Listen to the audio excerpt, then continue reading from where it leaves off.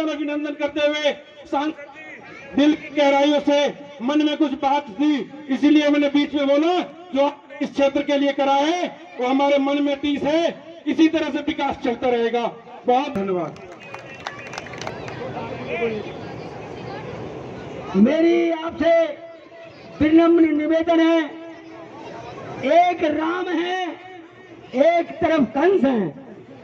आप समझिए, जो कहता भारत तेरे टुकड़े टुकड़े करने वाले को, अरे भाई भारत जोड़ने वाले के थे तो राहुल गांधी कहते हैं भारत का माननीय शीला दीक्षित को मुख्यमंत्री को गाली बकता था, आज अन्ना हजारे को इस्तेमाल करके आज निहायत ईमानदार बोलता है अपने आप को।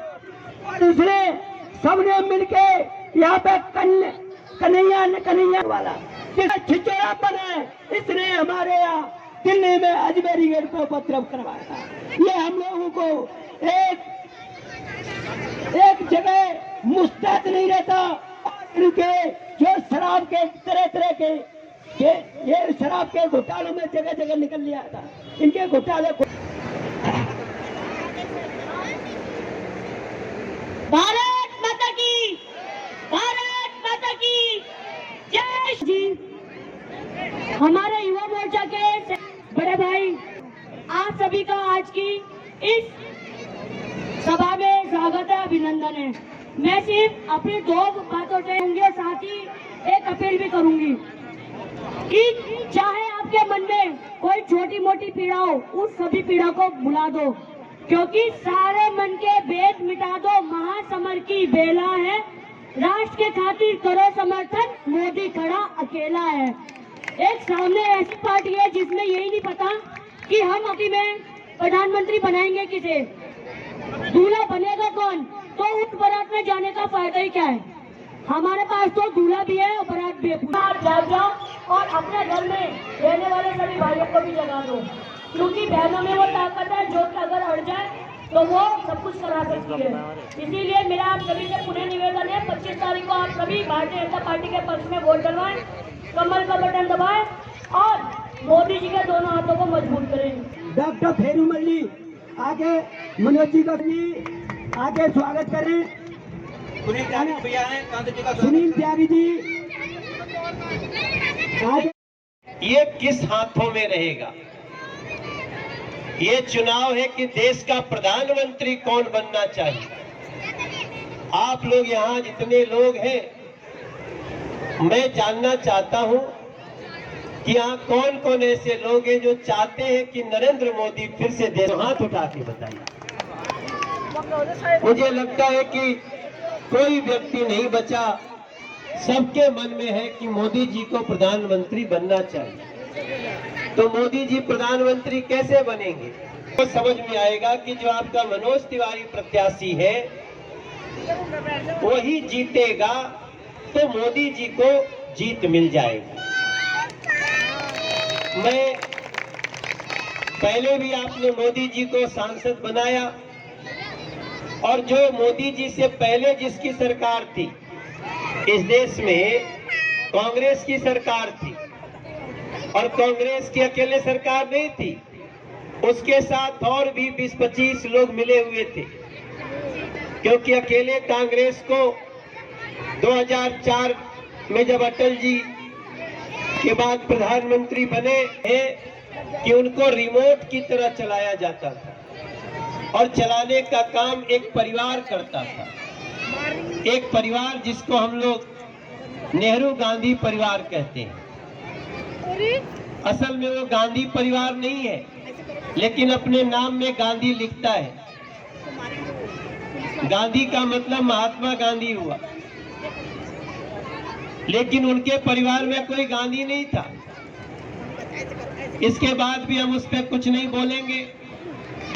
जो लोग नाम भी चुरा चुरा के रखते हैं, उन लोग के काम का क्या हिसाब होगा, हम उसमें जाना नहीं चाहते। हम आपसे सिर्फ याद दिलाना, 2-4 घर बचे भी होंगे, हर घर में पाइप से गैस लगा करके देना, ये नरेंद्र मोदी जी का शपथ था, वो पूरा हो रहा है।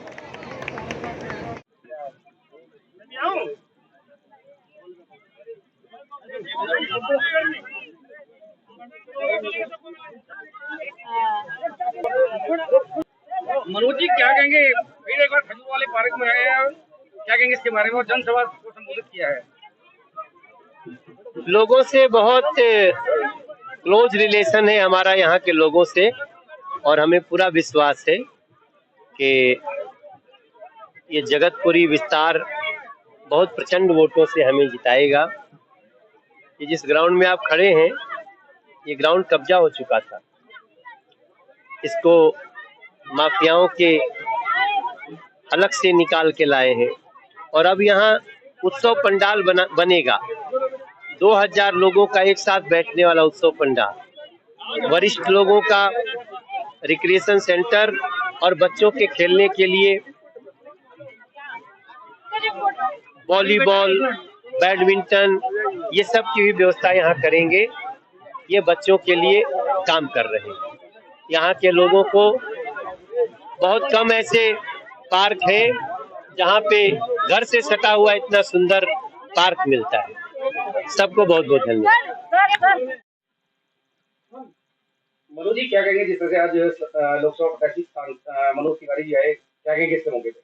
देखिए, इसमें कहने वाली कोई बात नहीं है। आपने जनता को देखा, जनता का समर्पण देखा, जनता किस तरीके से कड़ी धूप में 3 बजे के टाइम में, जहां लोग अपने घर से नहीं निकलते, पार्क में 45 डिग्री टेम्परेचर पे हजारों की संख्या में लोग एकत्रित हुए, तो ये समर्थन जाता है माननीय प्रधानमंत्री जी को, श्री मनोज तिवारी जी को, और जीत निश्चित है। लेकिन दूसरी देखिए सर, ये जगतपुरी है, जहां तक मैं कहना चाहूंगा, आपने देखा ये पार्क 18 बीघे का, ये पार्क जिसकी मिनिमम लागत मेरे ख्याल से 1800 करोड़ रुपए है।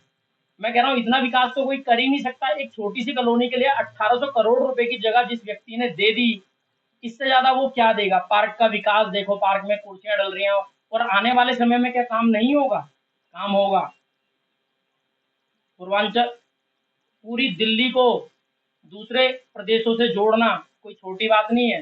पूरे भारतवर्ष में बहुत जोरों से काम हो रहा है, और प्रधानमंत्री जी अब की 400 पार से आ रहे हैं। और माननीय मनोज तिवारी जी अब की बार, कन्हैया जी पहले बेगूसराय से सिर्फ 2 लाख वोट मिले थे, अब की 5,20,000 से हारेंगे, ये दावा है हमारा। मनोज जी अभी तो होगा काम, धीरे धीरे सारे काम होंगे। आपने देखा होगा बहुत सारे काम हुए हैं अभी, और कुछ काम इन 5 वर्षों में इतनी तेजी से होंगे कि जिनका कोई रोक ही नहीं है। जैसे से बता रहे हैं, खजूर और भारत जो है संधि के घेरे में था, और सभी कॉलोनी वासी, चाहे आरडब्ल्यू हो चाहे कॉलोनी वासी हो, उनके अथक प्रयास से और सांसद जी के अथक प्रयास से इस भूमि को जो है उन ऐसे लोगों के बीच से छुड़ाया गया है जो कभी छूट नहीं सकती। इसके बारे में क्या? आप सभी को नमस्कार। मैं इस पार्क के बारे में आपको बताना चाहूँगा। तारीख थी 5 फरवरी 2015। उसमें विधानसभा का चुनाव चल रहा था, तो भाजपा के प्रत्याशी करमवीर चंदेल जी साथ में थे, माननीय सांसद मनोज तिवारी जी के साथ।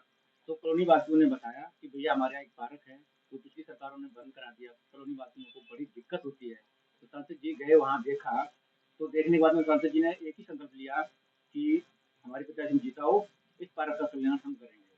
तो उस समय जैसे भी हुआ, नहीं आ पाया भाजपा प्रत्याशी, लेकिन सांसद जी लगे रहे। कॉलोनी वासी, हम सब कार्यकर्ता भैया के पास जाते रहे। भैया जी ने आश्वासन दिया कि इस कॉलोनी को जरूर हम ये पार्क देंगे। तो भैया ने इतनी मेहनत की, सांसद जी ने इस कॉलोनी को भी पार्क दे ही दिया।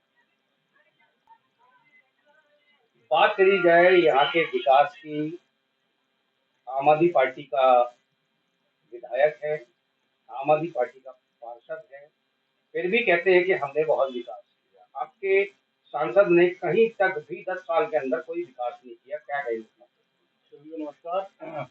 जो ये कहते हैं विधायक और पार्षद आम आदमी पार्टी के हैं, यहाँ पे विधायक सालों साल गायब रहता है, पब्लिक उसका चेहरा नहीं देख सकती, देख पाती।